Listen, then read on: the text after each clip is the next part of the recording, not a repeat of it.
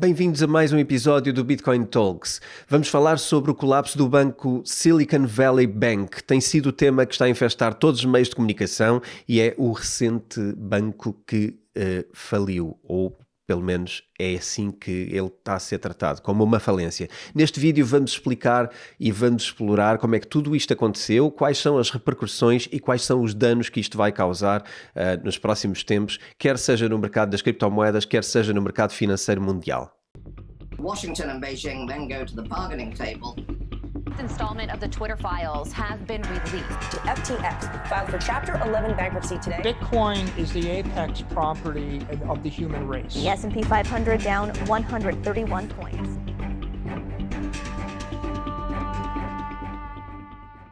O Silicon Valley Bank, ou SVB, é um banco especializado em financiar tech startups. Quase 50% dos venture capitals e healthcares são financiados por este banco, muito ligado a esta atitude empreendedora do Silicon Valley.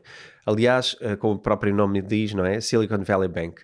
Com mais de 209 bilhões de dólares em ativos, o SVB é considerado o 20º maior banco nos Estados Unidos. É também o banco mais popular para estas startups tecnológicas. Tal como todos os bancos, o SVB aceita depósitos dos clientes e em 2018 o banco tinha cerca de 50 bilhões em depósitos. Em 2021 este número explodiu para 190 bilhões, portanto é um aumento de 208%. Assim, pelo menos nesta parte, dá para perceber que o crescimento deste banco não foi aquele crescimento orgânico que nós estamos habituados a ver, não é? Ao longo dos anos e ao longo de muitos anos, atingir muitos milhões. Estamos a falar de uma coisa que passou para 190 bilhões em apenas 2 anos. E porquê? Em primeiro lugar, devido ao lucro de todas as empresas de tech durante a época do Covid. Esta foi basicamente uma das áreas com maior expansão, tudo o que é tecnológico, tudo o que é internet expandiu durante o período da Covid e, portanto, as políticas monetárias do Fed só ajudaram a que estas empresas crescessem e se lançassem com mais capacidade e com mais mercado. Já que ficámos todos em lockdown e a internet foi o nosso meio de conexão. E aqui o SVB decidiu fazer o quê com todo esse dinheiro e com toda essa oportunidade de crescimento? Investir em bonds, obrigações de longo prazo. Os bonds são dívida governamental e, enfim, podemos considerar que se calhar nesta altura até poderia ter sido uma escolha inteligente, porque na verdade escolheu investir numa coisa considerada tradicionalmente segura.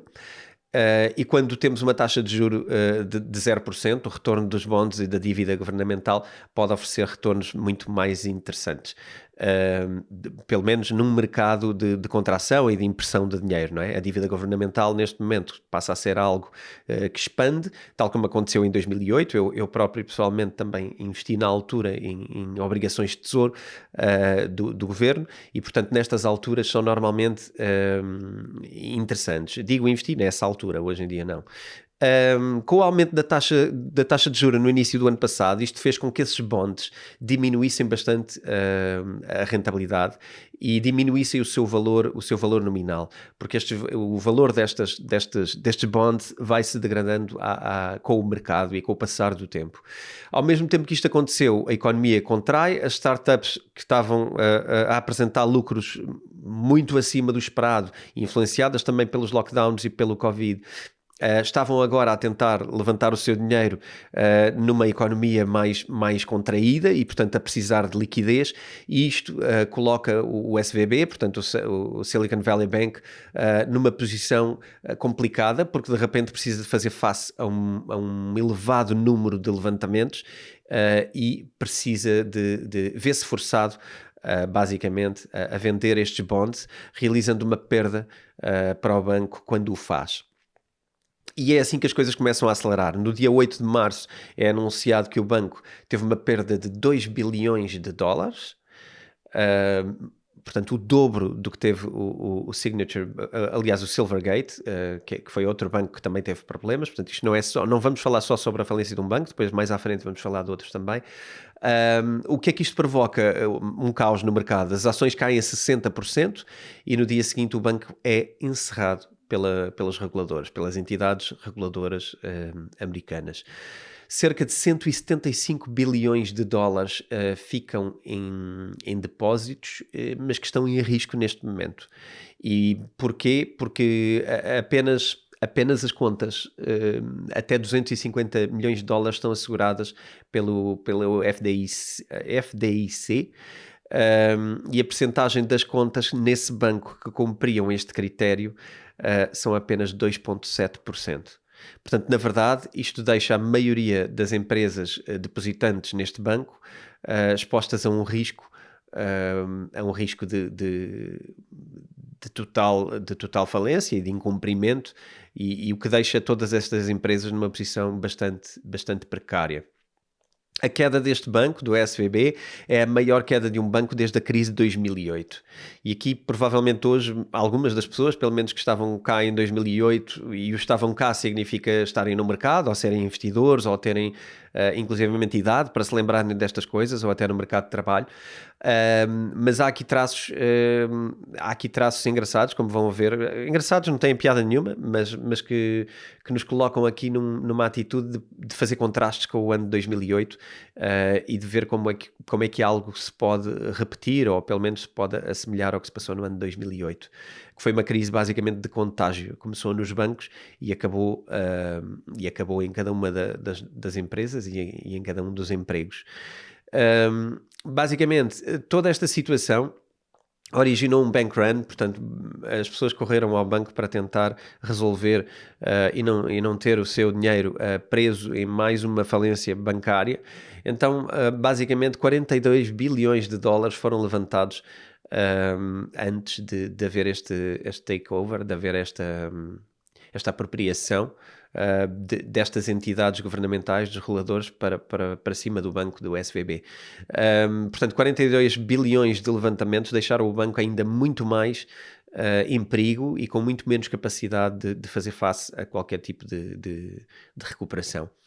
Antes de avançarmos, eu gostava de fazer uma à parte e partilhar algumas curiosidades para isto, antes de aprofundarmos um pouco. São alguns tópicos um bocadinho mais pela superfície. Este senhor, que estão a ver no ecrã, aqui de lado, algures aqui do meu lado direito, era Chief Administrative Officer, portanto CAO, do Silicon Valley Bank, e foi também o famoso CFO do Lehman Brothers na altura da sua falência, que provocou a crise em 2008. Engraçado ver que passaram 8 anos, talvez, nem tanto. Aliás, não, passaram 14 anos neste intervalo, e a mesma pessoa que apareceu com um papel tão protagonista no tempo dos Lehman Brothers consegue aparecer aqui. É difícil perceber como é que as pessoas conseguem estar envolvidas em dois dos maiores colapsos bancários dos últimos 15 anos. Mas enfim, depois de estar envolvido num, consegue aparecer noutro e ter um papel relevante. Eu acho que era bom também olharmos aqui para o recrutamento, como é que ele é feito nestas empresas, ou não. Outra coisa importante é mencionar o facto do CEO, Greg Becker, que vendeu 3,6 milhões de euros em ações desse mesmo banco, do qual ele era CEO, e fez isto 2 semanas antes do comunicado de insolvência do banco. E, portanto, deixo aqui também esta questão, como é que o CEO faz isto neste período de tempo. A venda foi comunicada ao SEC a 26 de janeiro, e ela é baseada numa regra imposta pelo SEC que evita inside trading e que, portanto, obriga-os a comunicar cerca de um mês antes. Eu creio que é assim. E, portanto, foi comunicada a 26 de janeiro, foi executada a venda a 27 de fevereiro, e depois, 2 semanas depois desta execução da venda de 3,6 milhões de euros em ações do banco, foram divulgados estes resultados e foi comunicada esta situação. Mas isto não fica por aqui. Se olharmos para outros números, nomeadamente financials do banco, já indicavam que ele estava a tender para a insolvência, e isto não impediu que um senhor famoso também, pelas suas previsões muito assertivas, Jim Cramer, publicou ou anunciou em plena televisão nacional que este stock era um ótimo investimento, e podemos ver isto acontecer no vídeo que colocamos aqui a seguir. The 9th best performer year to date is SVB Financial, don't yawn. This company's a merchant bank with a deposit base that Wall Street had been mistakenly concerned about. SVB is the old Silicon Valley Bank. Recently bought one of our favorite research firms, Moffett Nathanson, and it's become less dependent upon private equity and venture capitalist offerings. Wait a second. Those dried up last year. They could come back. Yeah, some of them come back here with the stock directly affects an oversold position. Stock was the fourth worst performer in 2022. I think the fears were not justified, and it's a very compelling situation. Hey, by the way, long-term private equity and venture capital, they're not going away. Being the banker to these immense pools of capital has always been a very good business. Stock's still cheap. Now, you have to remember that a stock that falls 66%, like SVB Financial did last year, it takes it a lot more to recover. After losing 2/3 of your value, you need a 200% gain to get back to even. This is arithmetic. Some people call it geometry. So you could argue SVB's nearly 40% rally this year is barely a drop in the bucket. And that's how I want you to think it. I think it's also a good example of why these bounce back moves might be far from over. These stocks could have more room to run, especially if you think they were driven down to artificially low levels by tax loss selling, artificial dumping, like we saw in Warner Bros. Discovery or Tesla. That's important because today was one of the worst days since the year began. After these stocks were big participants in the decline, I understand that. Many of the bounces this year have come from stocks that were heavily shorted. Many of them were correctly beaten down. It's just that the declines got a little too excessive when nothing really bad happened, at least by the end of last year. But when you look at the top 10 biggest winners for 2023, they're not like that. For the most part, I'd steer clear of the heavily shorted rebound names. And here, I'm not going to climb on board the Carvana bus or the upstart train. The fundamentals, they're just too ugly. The 10 biggest winners of the year so far, though, bottom line, consider me intrigued. But only if we have a couple more down days like today that give you a better buying opportunity, because these stocks have all been overbought. One that I'm sure the bears are going to create when they go on TV tomorrow and tell you it's the end of the world, as they have throughout this entire very good 2023. Inacreditável. Mas vamos seguir em frente. Após a notícia de que o FVB tinha sido encerrado, o contágio foi inevitável e as ações de outros bancos, tais como o Bank of America, JP Morgan Chase, Charles Schwab Bank, Wells Fargo e American Express acabaram a semana com quedas de 11%, 7%, 23%, 12% e 8%, respectivamente. Isto tudo ainda era madrugada na Europa.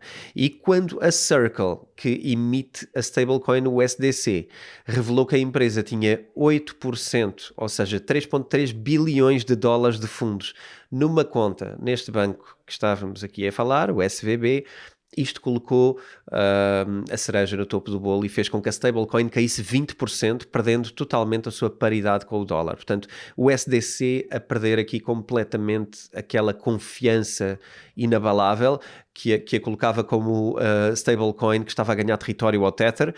De repente percebemos que a Circle, que é uma moeda muito ligada aos bancos legacy, ao sistema tradicional financeiro, de repente está altamente exposto a uma situação como esta da falência deste banco.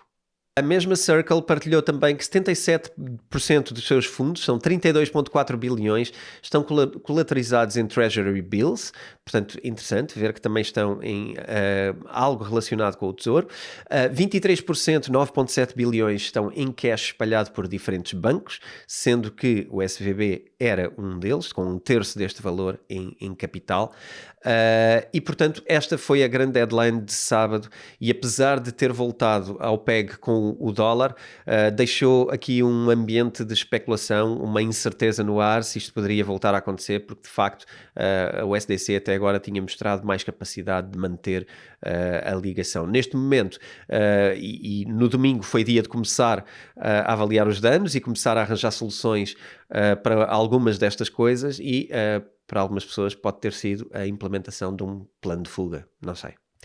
Para não alongar demasiado, eu vou citar alguns dos acontecimentos que marcaram e marcam os próximos tempos financeiros. Bill Ackman começa o dia a dizer que caso o Federal Deposit Insurance Corporation, o FDIC que eu mencionei há pouco, não garanta um retorno dos fundos a 100%, segunda-feira vai ser uma corrida para secar os bancos como nunca vimos. O FDIC, na verdade, tem apenas 124 bilhões de dólares no balance sheet e uma linha de crédito de 100 bilhões. O sistema bancário dos Estados Unidos tem 22 trilhões. O número não é muito parecido, como podem perceber. O FDIC consegue fazer face, na verdade, apenas a cerca de 1,26% dos depósitos totais e eu acho que isto deixa alguma incerteza e algum medo no ar relativamente ao que pode acontecer ao sistema bancário, pelo menos a mim. Não sei sobre vocês. A lista de empresas expostas ao SVB, estão coisas como a Roku, a Roblox, a BlockFi, que recentemente creio que fez até paralisação de alguns das capacidades de fazermos withdrawals, a Circle, a Etsy e entre outras 23 empresas estão também a Ripple, que era uma das empresas também com depósitos neste banco. Então, basicamente, o comunicado das entidades reguladoras que assumiram o controlo e pediram para os trabalhadores permanecerem no banco, fizeram este pedido que as pessoas permanecessem no banco, portanto, que as pessoas não deixassem os seus empregos, pelo menos nos próximos 45 dias, e para que não o fizessem, foi-lhes permitido um aumento de 50% de salário durante esse período. Também é importante referir que 200 empresas inglesas foram afetadas pela exposição do SVB, que tinha uma sucursal na Inglaterra e que podem não conseguir pagar aos seus funcionários. Alguns dos possíveis compradores foram sendo falados nos social media, nomeadamente o nosso amigo Elon Musk, como uma sugestão dele poder comprar, um grupo da realeza dos Emirados Árabes Unidos, ou um banco de Londres. Todos eles emergem como possíveis compradores. O AVE congela o trading em USDC durante este período na sua rede, na Avalanche. O CEO do Ripple comunica também que o Ripple tem exposição ao SVB, como já tínhamos falado aqui, era uma das 23 empresas afetadas, e os clientes vendem depósitos por 55 cêntimos por cada dólar, ou seja, muitas das pessoas, com a incerteza de poderem conseguir ter acesso aos seus bancos, começam a oferecer a possibilidade de alguém comprar os seus depósitos com uma taxa de desconto de 45%, o que deixa uma imagem bem desesperada para a maioria das pessoas que tinham lá grandes quantias depositadas. Mas isto não é o suficiente. A Signature Bank colapsa, na verdade foi encerrado. O Signature Bank é fechado pelos reguladores e, portanto, isto melhora o panorama desta semana e basicamente é o segundo grande banco na área ligada profundamente às criptomoedas que fecha nos últimos dias, meses, semanas. Assim também é preciso perceber que existe aqui um risco sistémico altamente ligado à parte das criptomoedas. Tal como o Silvergate, este banco colapsa. O Silvergate, na verdade, não foi tomado pelas entidades reguladoras, mas aconteceu a 8 de março também o colapso do Silvergate. Então, domingo chega ao fim com um comunicado do Fed na elaboração de um plano para cobrir todos os depósitos dos clientes dos bancos, tanto o SVB como o Signature Bank. E enquanto decorre todo este caos, perguntam-se algumas pessoas o que é que aconteceu a Bitcoin. Não é isso? Então Bitcoin manteve-se estável e fechou a semana na altura com uma subida de 8%, completada até ao final do dia de domingo. Na segunda-feira temos as coisas a continuar, é o primeiro dia de mercado aberto e então segunda-feira, 13 de março, começa com a notícia do 6º maior banco do mundo, o HSBC, comprar por £1 esta extensão que eu falava há pouco, desta sucursal do SVB no Reino Unido. Com esta aquisição o banco acaba por garantir todos os depósitos de todos os clientes do Reino Unido e que estavam nessa sucursal e assim podem continuar a usufruir de todos os serviços normalmente. O Noel Quinn, portanto o CEO do HSBC, deu as boas-vindas aos clientes e acrescentou que esta aquisição foi só uma jogada estratégica para fortalecer aqui basicamente a capacidade do HSBC investir em empresas inovadoras. E de facto, não haja dúvida, o HSBC é um banco bem tradicional, Silicon Valley Bank, um banco completamente virado para startups e empresas de crescimento rápido. Isto coloca o HSBC numa posição interessante de aproveitar uma falência para potenciar o seu negócio numa área nova onde não era um player forte. Apesar desta boa notícia, nem tudo melhorou. O First Republic Bank viu as suas ações caírem a pique 60%, e a valorização desta empresa desapareceu pouco tempo com a especulação de haver uma insolvência também desse banco. Entretanto, na manhã de segunda-feira, Veio-se a saber que também a Coinbase estava exposta ao SVB, mas na verdade era um depósito que estava coberto pelos 240 milhões de dólares de bailout e portanto ficava protegido pelas medidas que salvam contas até 240 milhões de dólares. Que esta conta, no caso da Coinbase, era inferior a esse valor. Durante uma emissão televisiva, a secretária Yellen, a Janet Yellen, admite que o problema na realidade não tinha a ver com o sistema bancário ou com o sistema destes bancos, mas sim por terem comprado treasuries e mortgage-based securities, cujo valor foi completamente destruído com a impressão dos trilhões de dólares que foram impressos nos Estados Unidos nos últimos 3, 4 anos, conforme eu venho a dizer desde o ano 2020. Com esta impressão toda, o que tivemos foi uma desvalorização destes bonds onde os bancos investiram. E agora, com a medida do Fed, da criação do Bank Term Funding Program, visa ser uma fonte de liquidez para que não haja a necessidade das instituições venderem estas securities e terem stress financeiro com base nesta não conexão entre uma atitude do governo e outra atitude do governo.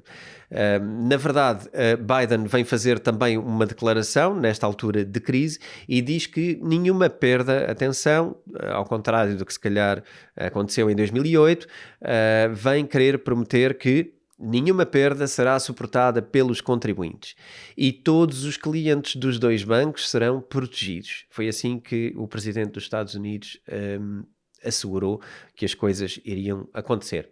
A antecipação para o mercado, para as aberturas do mercado, era cada vez maior e o pre-market dava aqui indicações de que as coisas não estavam a correr bem e indicações do que é que poderia vir a acontecer. Este First Republic Bank a cair 66%, Western Alliance a cair 75%, PacWest a cair 46%, Zions Bancorp a cair 44% e o Bank of Hawaii a cair 42%.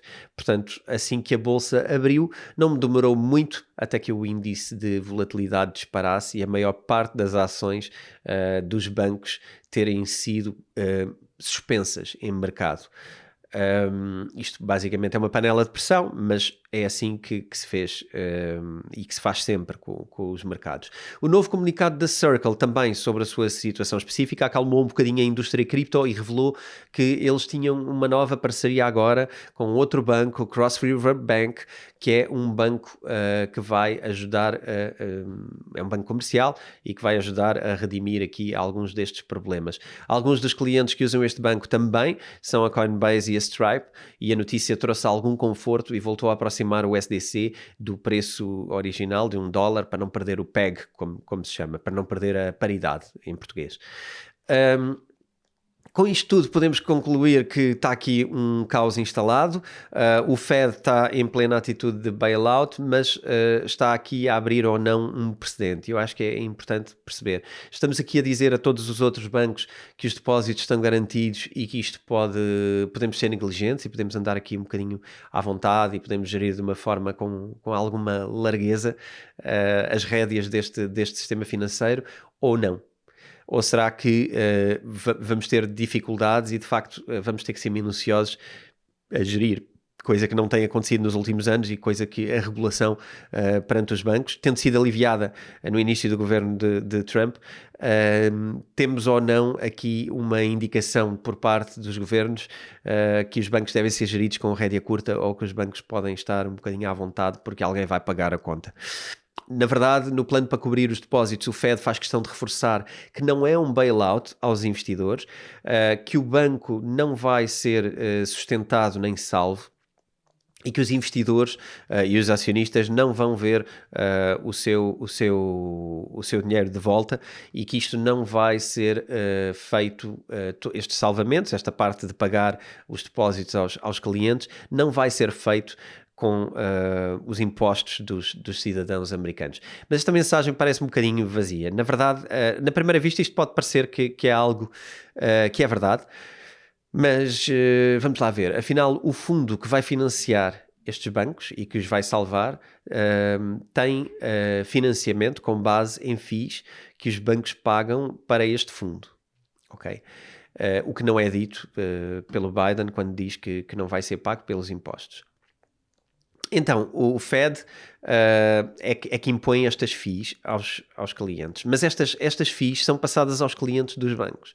Portanto, todos os clientes de qualquer banco estão a pagar fees ao Fed para que possa fazer este tipo de salvamentos. Portanto, no final de contas, quando somamos aqui quem é que sustentou estes fundos, foram os cidadãos americanos, porque todos têm contas bancárias e todos pagam estas fees que não são impostos ao Estado, mas sim impostos criados pelo Fed, neste caso uma organização que permite criar uma almofada para os bancos poderem fazer este tipo de coisas. Portanto, no fim de contas, parece-me que os americanos acabam sim por pagar isto através de taxas, chamem-lhe impostos ou não, são taxas e que, na verdade, vão sempre ser alvo de apropriações e ser alvo também da inflação, já agora. Portanto, é sempre o mesmo a pagar, parece-me. Outra coisa que também não foi mencionada é a preocupação do FDIC com as perdas não realizadas nos portfólios dos bancos relativamente a estes bonds, porque isto não é específico só deste banco, é específico também de outros bancos. E neste momento o valor das perdas não realizadas soma um valor na ordem dos 600 bilhões de dólares. Portanto, também não me parece um número fácil de engolir. Alguns de vocês devem estar a questionar, então, e Bitcoin? Como é que a Bitcoin se comportou no meio desta coisa toda? No meio deste caos, como é que a Bitcoin reagiu? Bitcoin manteve-se estável, sem grandes variações de preço até domingo. No domingo começou uma subida e na segunda-feira consolidava uma subida superior a 11%, fechando num valor de cerca de 24.600 dólares, algo do género. Fechando porque nunca fecha, não é? Como sabem, a cotação de Bitcoin é contínua no mercado e, portanto, ela não é propriamente fechada numa hora específica. Mas, basicamente, podemos dizer que acaba o mercado, se compararmos o fecho da Bitcoin ao fecho do mercado, olhamos para a cotação a essa hora e podemos achar que esse é um valor de fecho para o dia e tudo isto leva uma confiança no mercado cripto para cima, porque, na verdade, estamos aqui a ver que nestas ocasiões a Bitcoin começa a mostrar para que é que foi criada, começa a mostrar que não falha ao contrário dos humanos e das instituições que intervêm na economia de uma forma às vezes irresponsável. A Bitcoin é transparente, não tem contas de passivo, não investe em dívida governamental. A Bitcoin é incontrolável por Feds ou governos e é inafetada por coisas como a inflação, ao contrário de todas as moedas fiat e governamentais e de todos os bonds governamentais, e portanto ela não navega nestas mesmas águas, ela não se comove com falências de bancos. A Bitcoin não para, ao contrário das ações e dos bancos, que têm as suas ações canceladas ou suspensas por demasiada volatilidade. Portanto, o que é a Bitcoin? A Bitcoin é o que nós chamamos o dinheiro duro, é hard money, como podem ver se lerem coisas em inglês vai ser assim o termo, mas Bitcoin é dinheiro duro e basicamente nós temos muito poucas coisas no mundo hoje que são dinheiro duro. Podemos dizer que se calhar Bitcoin e ouro são considerados como um refúgio por serem dinheiro duro. Tenho mais dúvidas se ouro é dinheiro duro realmente e menos dúvidas se Bitcoin é dinheiro duro. Mas na verdade nós já não estamos nos tempos de Roma em que podíamos ter moedas de facto de ouro e que pudéssemos trocar e portanto parece-me que hoje em dia a Bitcoin não só tem esta capacidade de ser dinheiro duro, como tem também esta capacidade de ser altamente trocável, a moeda da internet, a moeda mais eficiente, que funciona 24 horas, 7 dias por semana, incancelável em 24 horas, mas em 24 horas à volta do mundo inteiro, em todas as geografias. E, portanto, isto parece-me algo que mais nenhuma moeda no mundo pode cumprir. E tal como eu digo no meu livro desde 2018, a Bitcoin é o meio de pagamento mais eficiente do mundo e é o meio de pagamento mais estável do mundo. É a verdadeira moeda da internet e de um mundo global. Enfim, é presenciar e ver o que é que Bitcoin está a fazer nesta altura. Apesar disto, ficam ainda algumas outras questões que eu gostava de terminar, semeando um bocadinho estas questões na vossa cabeça, para que também possam ir refletindo até aos nossos próximos episódios, onde vamos continuar a acompanhar todas estas situações.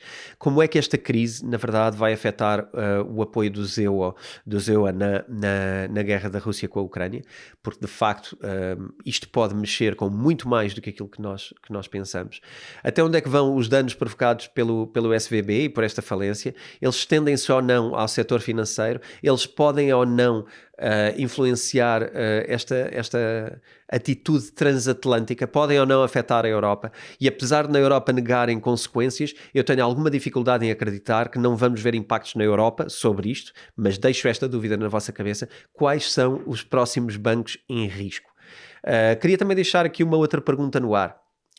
Na verdade, qual é que é a probabilidade de alguma destas coisas estar relacionada com o lançamento de um serviço do próprio Fed, que se chama FedNow, e que é um sistema de pagamento que basicamente vai ser lançado em maio e pode ser considerada como uma CBDC? Até que ponto estas falências nestes bancos ligados fortemente à indústria cripto e a algumas das stablecoins podem ser semeados ou plantados ou estimulados por este FedNow? E por fim, a questão mais importante de todas: como é que isto vai afetar a política monetária do Fed e como é que este próximo relatório de inflação que sai hoje, Joe Biden parece ter algum insight após ter comunicado que está confiante que a inflação está num bom caminho.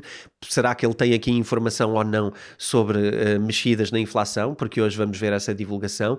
Talvez o facto do Fed ter feito um bailout aos bancos num domingo seja também uma indicação de que têm confiança que a inflação vá descer, e isto provocou uma especulação nos mercados de que talvez haja uma pausa no aumento das taxas de juros, ou em vez de haver uma subida de 0,50 possa haver uma subida de 0,25 ou até uma estabilização das taxas de juros.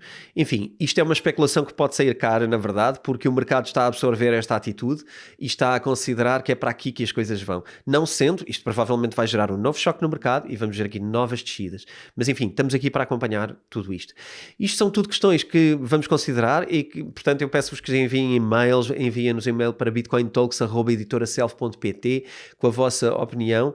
Juntem-se à nossa conversa no Discord acerca destes assuntos, venham debater connosco. Já sabem que para se inscrever no Discord vão à plataforma www.theschoolofself.pt. Todas estas coisas estão na descrição em baixo deste podcast. Eu gostava de fechar o programa com esta imagem, com a seguinte citação de um investidor famoso que todos vocês conhecem e que merece muito respeito, mas que relativamente a criptomoedas é aqui um bocadinho o nosso inimigo de estimação. Então deixo esta mensagem para acompanharem no fim. Bitcoin Talk é veneno para ratos. O Sr. Warren Buffett. Parece que ele não se apercebeu que os ratos é que são talvez os bancos. Enfim, ficamos por aqui e eu espero que tenham gostado. Obrigado e até à próxima semana.